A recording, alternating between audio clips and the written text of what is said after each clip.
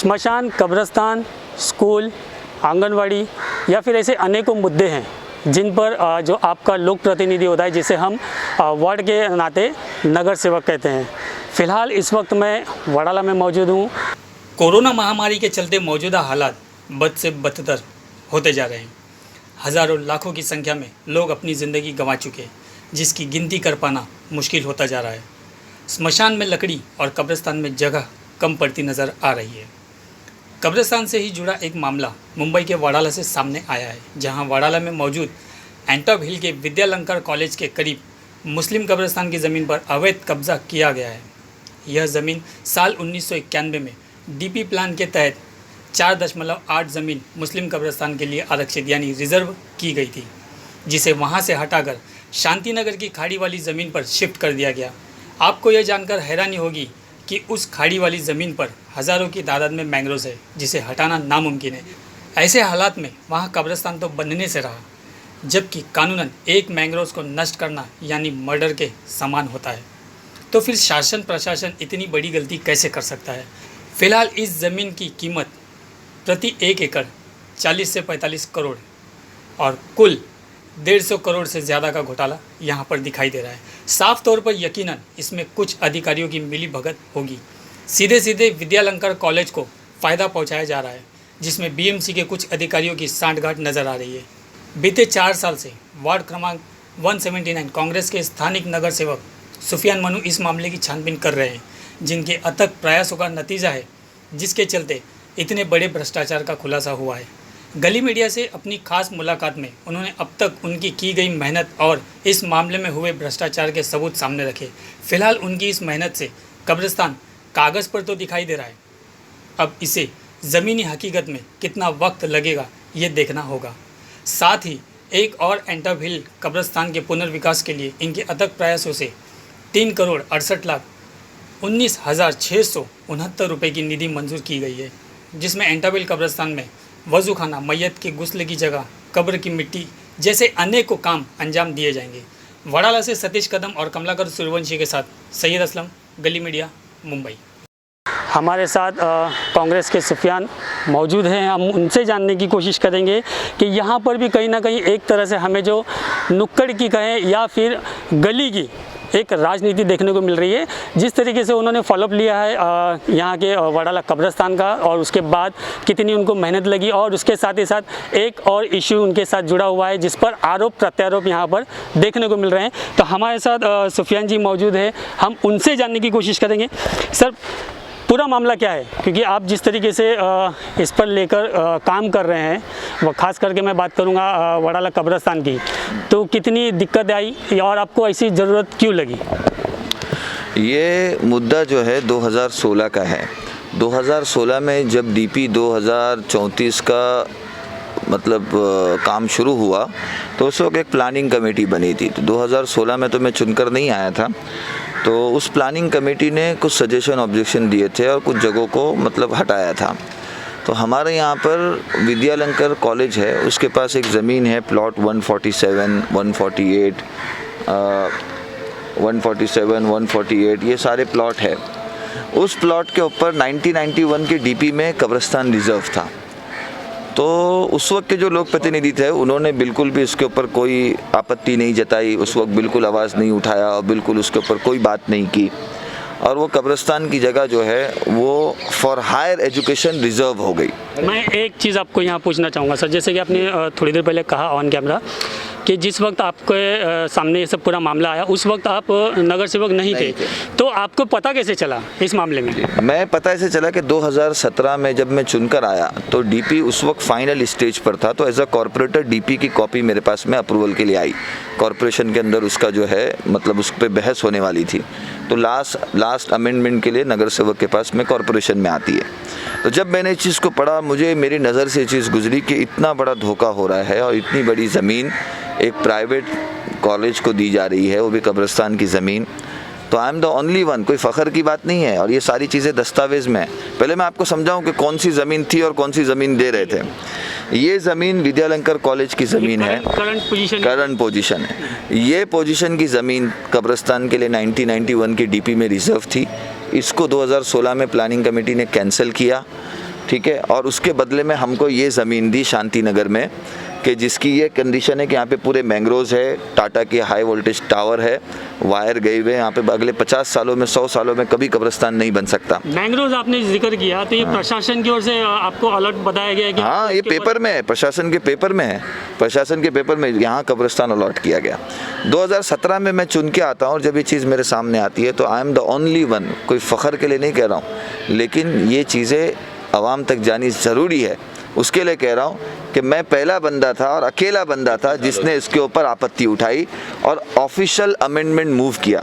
Official Sufiyan वनू द्वारा amendment house के अंदर मूव किया गया और न सिर्फ मूव किया गया बल्कि उस अमेंडमेंट पर हाउस में बाकायदा वोटिंग हुई और हम हाउस में जीते, और जीतने के बाद ये अमेंडमेंट मूव हुआ, उसकी कॉपी है, ये अमेंडमेंट मूव हुआ। अच्छा, जब आप अमेंडमेंट मूव करते हो ना तो आपको गवर्नमेंट की तरफ से एक जवाब आता है। देखो ये एई मेंटेनेंस की तरफ से जवाब आया, कॉरपोरेशन की तरफ से, suggestion objection on propose construction of cemetery of Wadala कब्रिस्तान। ठीक है, किसको ये हुआ है?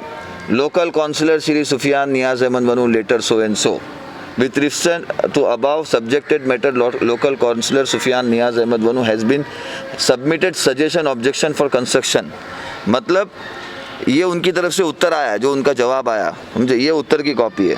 फिर हाउस में हम वो केस जीते, हाउस में केस जीतने के बाद में हाउस की जो सीआर कॉपी है ना, पहले वो कब्रिस्तान के लिए रिजर्व नहीं था, पहले वो एज अ सिमेट्री रिजर्व था, उसके अंदर स्पेसिफिकली हमने ये ऐड करवाया मुस्लिम कब्रिस्तान करीता, और ये सारे पेपर्स हैं मेरे पास, और मेरे पेपर नहीं है, सरकारी पेपर है, और हर पेपर पे आपको मेरा नाम मिलेगा।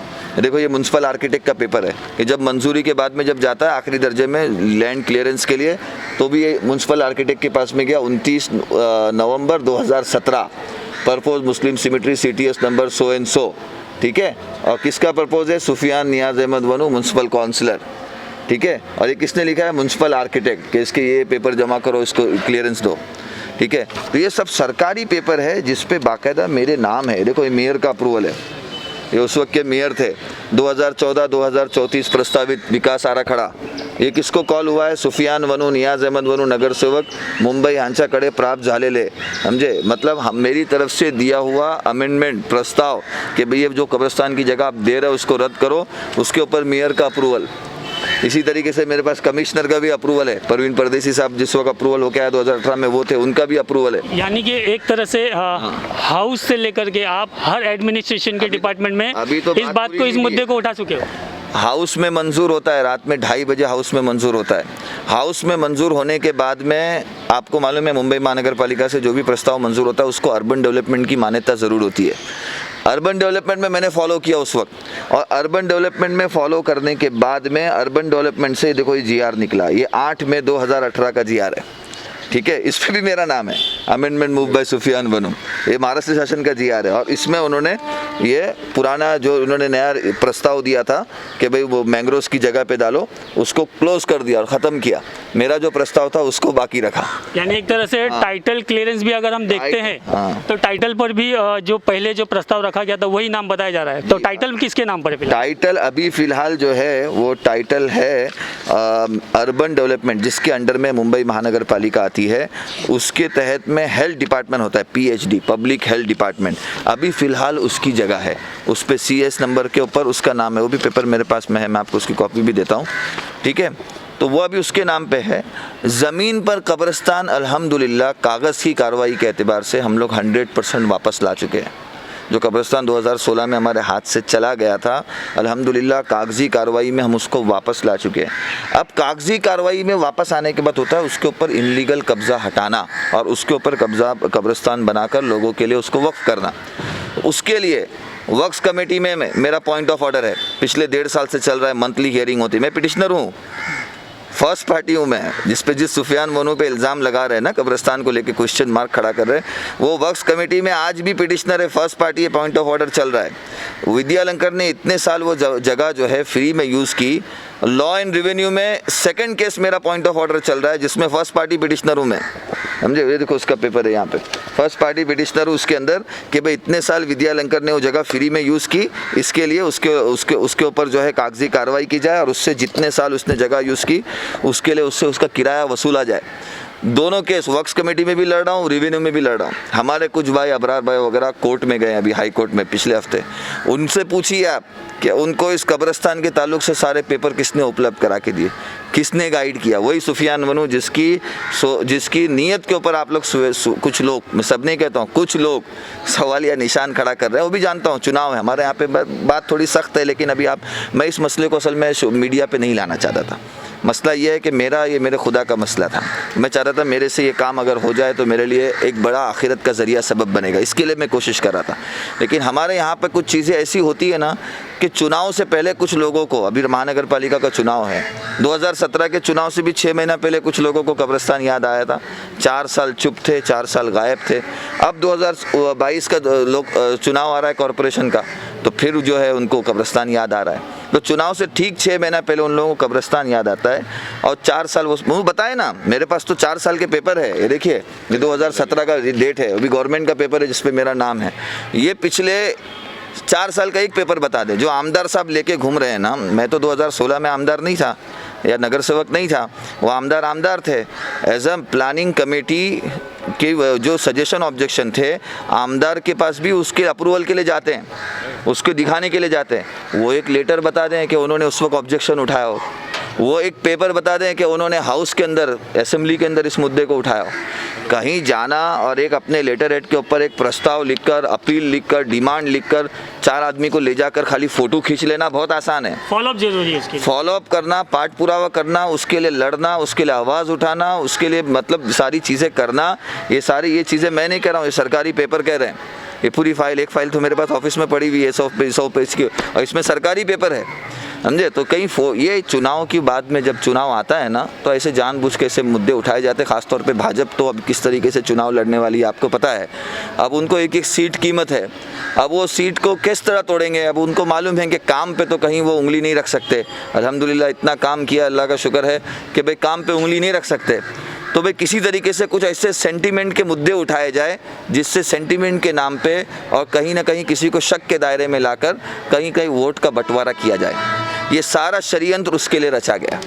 ना कब्रिस्तान की ज़मीन कहीं गई है, बल्कि कब्रिस्तान की ज़मीन गई भी थी 100% वापस लेकर आए। सिर्फ कब्ज़ा हटाना है, वो कब्ज़ा हटाने की लड़ाई में भी लड़ रहा हूँ। 3 जगह मैं फर्स्ट पार्टी पिटिशनर हूँ। दूसरा जो आपका एग्जिस्टिंग कब्रिस्तान है, ये एग्जिस्टिंग कब्रिस्तान जब से बना है तब से आज तक रीडेवलप नहीं हुआ है। सुफियान जी, इसी मुद्दे को लेकर के 3 सवाल मैं आपसे करना चाहूँगा और उसके उत्तर जानने बेहद ज़रूरी है मुझे। जैसे कि आपने कहा कि आप इस प्रोजेक्ट पर काम कर रहे हैं बीते 3-4 सालों से, तो साथ ही साथ आप जिस तरीके से इसका फॉलोअप ले रहे हैं, तो ये आपकी कॉन्स्टिट्यूंसी का है मामला या? और दूसरी बात कि जैसे कि बात होती है कि इलेक्शन नज़दीक है, उसी को लेकर के आरोप प्रत्यारोप आप पर लग रहे हैं। तो साथ ही साथ अगर मैं जानना चाहूँ, जैसे आपने कहा कि खासकर बीजेपी को आपने काउंटर किया है कि वो जज्बाती मुद्दे उठा करके लोगों को बरगलाने की कोशिश कर रही है, तो सीधी बात है, आप कब्रिस्तान कर रहे हो तो आपकी कॉन्स्टिट्यूंसी में आपने इसके अलावा मुस्लिम समाज के अलावा और दूसरे समाजों के लिए कितना काम किया? सबसे पहली बात आपको मैं ये बता दूं कि वो जो विद्यालंकर का कब्रिस्तान है वो मेरी कॉन्स्टिट्यूंसी में भी नहीं आता है। मेरी कॉन्स्टिट्यूंसी में नहीं आने के बावजूद भी मैंने इतनी लड़ाई पिछले 4 सालों में उसके लिए लड़ी है। और ये सिर्फ गवर्नमेंट रिकॉर्ड में नहीं है, मेरे पास में वो सारे पेपर्स है, जो फ़ोटो, जो स्टेटमेंट, जो मतलब जब हाउस में कोई चीज़ होती है तो दूसरे दिन मीडिया उसको कवर करता है, तो वो मीडिया का सारा कवरेज भी है कि भाई ये चीज़ हुई, वहाँ पर मंजूर हुई और इस तरीके से भी सुफियान ने इसके लिए लड़ाई लड़ी। दूसरा ये जो एग्जिस्टिंग कब्रिस्तान है जो यहाँ पर ऑलरेडी है 50 सालों से, उस कब्रिस्तान के लिए इतिहास में, तारीख में पहली बार 4.25 करोड़ रुपया अगर मंजूर होकर आया है तो वो लाने वाला भी सुफियान वनू है। वो आपने जब 4.25 करोड़ की जो बात कर रहे हैं, वो निधि की अगर मैं बात जानना चाहूँ तो किस निधि के जरिए पास हुआ है? ये कॉरपोरेशन का निधि होता है जो सेंट्रल एजेंसी का निधि कहलाता है, और उसका जो पूरा फॉलोअप होता है वो मुंबई महानगर पालिका के लोकल कॉरपोरेटर के माध्यम से होता है। और ये उसका पेपर है, ये देखिए 22 मार्च 2019 कब मंजूर हुआ, और मैं वक्फ कमेटी मेंबर भी हूँ, जैसा कि मैंने आपको बताया। ये 3 करोड़ 68 लाख हाँ, इतना पैसा यहाँ पर इसके लिए मंजूर सैंक्शन हो चुका है। अभी हम हफ्ते 10 दिन के अंदर इंशाल्लाह काम शुरू करने वाले तो हैं। किस तरीके के काम होंगे वहाँ पर इस वक्त जो है ना सबसे बड़ा कि बहुत सा हमारे यहाँ जो है ना ये हिल है, अनटॉप हिल, हर साल है ना मिट्टी दब जाती है, कब्रें नीचे धंस जाती है, तो हमको कई मरतबा मिट्टी उसमें डंप करनी पड़ती है। तो हम लोग कब्रें जो है वो कंक्रीट की बनाएंगे, चारों तरफ कंक्रीट की दीवार रहेगी, ब्लॉक सिस्टम, और ऊपर और नीचे खुला रहेगा। दूसरा, अभी हमारा रिसाइकलिंग जो पीरियड है वो 18 महीने का है, मतलब एक मुर्दे को नॉर्मली जो ख़त्म होने डिस्पोज होने के लिए 18 महीना लगता है, क्योंकि जो मिट्टी इस्तेमाल हुई है वो उस मिट्टी के हिसाब से, हम जो मिट्टी अभी हमने अप्रूव कराई है वो मुरूम की और बालू मिट्टी है, जिससे मुर्दा 6 से 8 महीने में डिस्पोज होगा। कब्रों की तादाद अभी हमारी 1200 है, एक एक्सपेक्टिंग है कि 1200 से 1500 हो जाएगी जब हम सिस्टमेटिक उसको करेंगे, पूरी जगह कवर करेंगे। जो शेड है, दीवार टूट गई है, वो दीवार बनाना है, गुस्ल खाना बनाना है। इसी के साथ नमाज पढ़ने के लिए एक जगह नहीं है, आपने नारियल कब्रिस्तान में देखा होगा, मस्जिद के सामने नमाज पढ़ने की एक जगह है, स्पेस है। वैसे नमाज पढ़ने के लिए, जनाजे की नमाज पढ़ने के लिए प्रेयर हॉल जो है, नमाज पढ़ने की जगह बनानी है, दीवारें बनानी है, शेड बनाने हैं, और मतलब सारी चीज़ें हैं जो इस 4.25 करोड़ के अंदर काम किया जाएगा। और तकरीबन ये 2 साल का प्रोजेक्ट है, 2 साल ये काम चलेगा। तो अल्लाह का शुक्र है, कब्रिस्तान के ताल्लुक़ से मैं वो बंदा हूँ जिसने ज़िंदगी के 14 साल मस्जिद मदरसे में गुजारे हैं। तो मस्जिद मदरसे की क्या अहमियत है, मैं उन चटाइयों पे सोया हूँ, वहाँ की सूखी दाल, वहाँ की सूखी रोटी खाया हूँ। तो मुझे पता है कि मतलब मस्जिद मदरसा कब्रिस्तान उसकी क्या है, 1-2 साल नहीं, 14 साल। हाँ, हाफिज़ भी, हिफ्ज़ भी किया, आलिमियत भी किया, मुफ्ती भी किया, सारी। तो अल्लाह का शुक्र है कि इसकी अहमियत मुझे कोई आके बताए भाई नहीं ये इसको ऐसा नहीं ऐसा करो, तो मैं समझता हूँ फिर कहीं ना कहीं मेरे 14 साल जो कई हमारे कई जय्यद उलमा की निगरानी में गुजरे वो कहीं बेकार तो नहीं हो गए। तो ये सारी चीज़ें हैं, ये सिर्फ चुनावी एक मुकाबला है, चुनावी मौका है, चुनावी मौके के तौर पे। और ये बात तो क्लियर हो गई, क्योंकि जो साहब उनको लेकर घूम रहे, पहले तो ये बात हुई कि भाई एक ट्रस्ट उठा रहा है, अब वो ट्रस्ट की क्या अहलियत है, क्या अहमियत है, उस पर मैं जाऊँगा तो भी अलग बात हो जाएगी। उस पर तो मुंबई महानगर पालिका ने 2 दिन अभी पिछले हफ्ते जो है पूरे बॉम्बे के 20 अखबारों के अंदर नोटिस छपाया है, और क्या छपाया है वो मैं उसको नहीं दोहराना चाहता। तो ट्रस्ट क्या है, ट्रस्ट के पीछे कौन है उसका, लेकिन जो आदमी इनको लेके घूम रहा है, जो आमदार साहब, उनसे सिंगल क्वेश्चन है। 2016 में चला गया था एक कब्रिस्तान, मैं नगर सेवक नहीं था, आप आमदार थे, एक बार बता दो असेंबली में आवाज़ उठाई हो, एक पेपर बता दो, एक आपके साथ पाठ पूरा हुआ किया हो बता दो। अभी आप इलेक्शन के वक्त आके हमारे नौजवानों को गुमराह करते हो, सिर्फ राजनीति के लिए कब्रिस्तान को राजनीति का मुद्दा बनाते हो। हाँ, आपको लड़ना है तो आप मुद्दों पे लड़े, मसाइल पे लड़े, जिंदों के लिए क्या काम किया पूछे। हाँ, ये तो कब्रिस्तान तो बेचारे जो इस दुनिया से चले गए, कब्रिस्तान शमशान उनकी ज़रूरत है, वो जिंदों के लिए क्या किया, जिंदों के लिए एजुकेशन पे क्या किया, हेल्थ पे क्या किया, ड्रेनेज पे क्या किया, SWD पे क्या किया, SWM पे काम किया। हाँ, इन सब चीज़ों पे सवाल नहीं पूछ सकते। तो चाहते कि भाई किस तरीके से सेंटिमेंट, ऐसी चीज़ों को उठाया जाए, ऐसे मुद्दों को उठाया जाए जिससे सेंटिमेंट हर्ट हो, और उससे जो है कहीं ना कहीं मिसगाइड करने का एक माहौल बनाया जा रहा है। तो अभी सुफियान सर, जैसे आपने सेंटिमेंट्स हर्ट्स की बात की, तो मैं एक चीज़ आपसे आखिरी 2 सवाल जानना चाहूँगा कि जिस पर ये कब्ज़े वाली बात हो रही है कब्रिस्तान की, तो ये प्रॉपर्टी कॉस्ट कितनी होगी। और दूसरी बात, आप जैसे अपना प्रोफाइल आपने बताया कि आपने काफ़ी मेहनत की है और आप हाफिज़ कुरान भी है, तो साथ ही साथ उससे पहले आप जनता के प्रतिनिधि भी है, तो फिर क्या मैं भी यही सोचूं कि आप सिर्फ एक ही कास्ट को लेकर के चल रहे हैं, क्योंकि अदर कास्ट भी, क्योंकि आप आपके वार्ड के हिसाब से देखा जाए तो आपको सभी का पक्ष रखना है, सभी की बात सुननी है, सभी के जो ज़रूरतमंदों की जो चीज़ें हैं, जो कार्य है उनके, वो करने हैं। इस पर क्या कहना चाहेंगे आप, क्योंकि आप पर जिस तरीके से जो अपोजिशन वाले या जो लोगों के बहकावे में आकर के आप पर जो एलिगेशन लग रहे हैं वो भी एक सीरियस दिख रहे हैं। असल में कुछ चीज़ें देखिए कैसा है मालूम है, हमारे यहाँ पे चुनाव रणनीतियाँ ऐसी होती है कि वो काम से ज़्यादा, कार्य से ज़्यादा सेंटिमेंट पे जाती है, और ये चीज़ गलत है। ये डेमोक्रेसी के लिए बहुत गलत चीज़ है। पूरे भारत के अंदर एक निज़ाम चला है आज की तारीख में, आप देखा होगा कि हर चीज़ को किसी न किसी रंग में रंगा जा रहा है। नहीं, हमारी इतनी पूरी बात में यही बात, मतलब गैर मुस्लिमों की बात नहीं आ रही है, इसलिए पूछ रहा हूँ मैं सिर्फ कब्रिस्तान के लिए काम नहीं कर रहा हूँ। ये आप बैठे ना, इसके पीछे शमशान है, आप शमशान में चले जाए, वहाँ कितने काम में मैं उंगली रख के बता सकता हूँ कि भाई ये हमने बनाया है, ये शेड हमने बनाया है, ये यहाँ पर बैठने की जगह हमने बनाई है। बिल्कुल, मैंने भी देखा है, काम देखा है इनका, हर चीज़ में मैंने देखा है। यहाँ के कब्रिस्तान का हो चाहे यहाँ के शमशान घाट का हो, और काफ़ी हिंदू भाई भी मतलब इनसे काफ़ी लोग जुड़े रहते हैं। क्यों जुड़े रहते हैं? क्योंकि इनका अखलाक अच्छा है, हर किसी के लिए दौड़ते हैं। तो मैंने देखा है, अपनी आंखों से देखा है, रियलाइज़ किया। मैंने कई लोगों का लाके काम करा के भी दिया है। काफ़ी दोस्तों का मेरे ज़्यादातर मेरा जिम का बिजनेस है, ज़्यादा करके मेरे हिंदू दोस्त लोग ही है। तो सब लोगों को मैं काफ़ी लोगों का हेल्प, चाहे हॉस्पिटलाइज हो, चाहे कोई भी चीज़ की तकलीफ़ हो, या किसी की गली नाले और किसी चीज़ की तकलीफ़ है, हर चीज़ों में काम करवा के मैं लाया हूँ उनके पास। तो सर ने काम करा के दिया है। सुफियान सर, एक आखिरी सवाल मैं आपसे जानने की कोशिश करता हूं कि जैसे कि अभी सर ने भी बताया कि आप काम कर रहे हैं, ठीक है, लेकिन मेरे कहने का मतलब एक ही सवाल आपसे, एक कहते हैं ना कि 100 सुनार की एक लोहार की, उसी तरीके का मेरा सवाल रहेगा।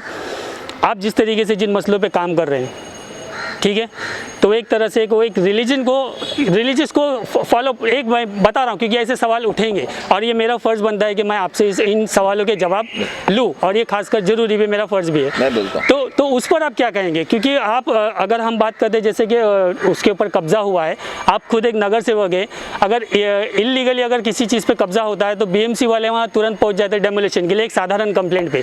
तो ये तो इतना बड़ा मुद्दा है, करोड़ों अरबों रुपए का मुद्दा है, तो डेमोलिशन अब तक क्यों नहीं हुआ है? देखिए, सबसे आप खुद नगर सेवक के फॉलोअप ले रहे हैं। देखिए, सबसे पहली बात है कि ये जो मुद्दा है, ये मैं तो मीडिया में नहीं लाया, ये मैं 2017 से फॉलोअप कर रहा हूँ। ये तो डे बाय डे जो चीज़ होती थी, हमारी सोशल मीडिया की टीम उसको सोशल मीडिया पे डाल दिया करती थी। लेकिन जो बवाल खड़ा किया गया है, तो अभी जो मतलब काउंटर करना पड़ रहा है, वो मैं तो नहीं कर रहा हूँ। आज कुछ लोग मजबूर कर रहे हैं कि भाई जवाब दो। अगर कोई मुझ पर अगर क्वेश्चन मार्क लगाता है, सवाल या निशान खड़ा करता है, तो मेरी जिम्मेदारी है ना मैं उसकी जवाब दूँ, लोगों को मुतमईन करूँ, लोगों को सेटिस्फाई करूँ, ये मेरी जॉब है। दूसरी एक बात, मैं जिस वार्ड से चुनकर आता हूँ, आप यकीन करें नहीं करें, 75% जो है ना हमारे दूसरे मतलब कास्ट के लोग यहाँ रहते हैं, जिसमें हिंदू भी है, ब्राह्मण भी है, और फिर हमारे बहुजन समाज के भी है, कैथलिक बहुत बड़ी तादाद में है, साउथ इंडियन है, मतलब हर समाज का और हर तबका यहाँ पर रहता है। और तीसरी अहम बात बताऊँ, मेरा जब चुनाव हुआ था ना, तो पहले बूथ से लेकर 30वें बूथ तक एक बूथ ऐसा नहीं था जिसमें सुफियान बनू नीचे गया था। एक बूथ में भी हमारी लीड कम नहीं हुई थी। ये इस बात की निशानी है कि हर समाज के लिए काम कर रहे हैं, इसलिए हर समाज का समर्थन है।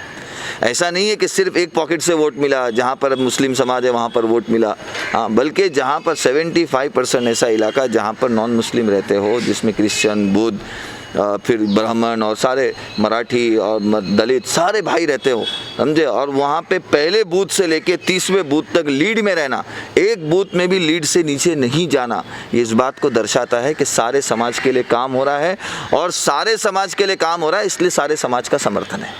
बहुत बहुत शुक्रिया हमसे बात करने के लिए। जैसे कि मैं एक बात यहाँ क्लेरिफाई करना चाहूँगा कि जो जनप्रतिनिधि होता है वो किसी एक तबके का, किसी एक समाज का नहीं होता है, वो सभी का होता है, क्योंकि उसके वोटर्स अन्य समाज से नहीं आते हैं, सभी समाज से आते हैं। तो साथ ही साथ जिस तरीके से आरोप प्रत्यारोप यहाँ देखने को मिल रहे हैं, और साथ ही साथ जो सुफियान जी ने जो काम किया है, कि जो फॉलोअप लिया है उन्होंने, कहीं ना कहीं ये एक तरह का भ्रष्टाचार है। इसे धार्मिक भावना के दृष्टिकोण से देखने की ज़रूरत नहीं है, उस चश्मे से देखने की ज़रूरत नहीं है। चश्मा हटाकर, आप पर्दा हटाकर, खुले शब्दों में अगर मैं बात करूं तो यहाँ करोड़ों अरबों रुपए का घपला नज़र आ रहा है, जिसमें कहीं ना कहीं शासन प्रशासन की नैतिक जिम्मेदारी बनती है, जिस तरीके से इन्होंने फॉलोअप लिया है कि उसका जल्द से जल्द डेमोलेशन हो। फिलहाल अब तो वो कागजी कार्रवाइयों में कब्रिस्तान लौट आया है, लेकिन अब ज़मीनी हकीकत में कब लौट कर आता है, ये देखने वाली बात होगी। वीडियो जर्नलिस्ट सतीश कदम के साथ मैं सैयद असलम, गली मीडिया, वडाला, मुंबई।